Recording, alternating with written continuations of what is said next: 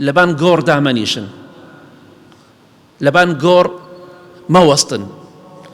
شوێنە تاکیدی لێ بکەرەوە زانیت گۆڕنی ئەمجا لێ بوەستە، چکە گۆڕێ تقریبا تەخت بۆ پێی نازانی زۆر.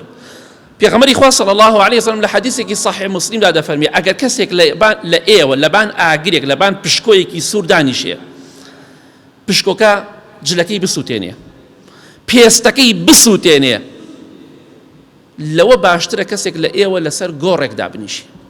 والله ئەگەر بسووتێن خۆتان و پێست و جل و بەرگیشتان، پێغەمبەری خوا فەرمیێ صلی الله علیه وسلم ئەوە بۆ ئێوە باشترە لەوەی لەسەر گۆڕێکدا بنیشن.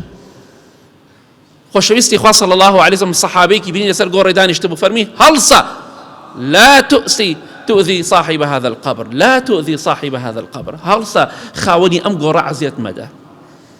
ئەوە پێڵێن بێڕێزی دوو لە ڕیبەڕێزتان بەرامبەر بە مردوویە کە بزانی ئەمە قەبرە و لەبانی دانیشی، لەبانی بوەستی نەکە نەزانیت. بۆیە تاوانە حرامە لەسەر گۆڕدا بنیشی، لەسەر گۆڕ بوەستیت.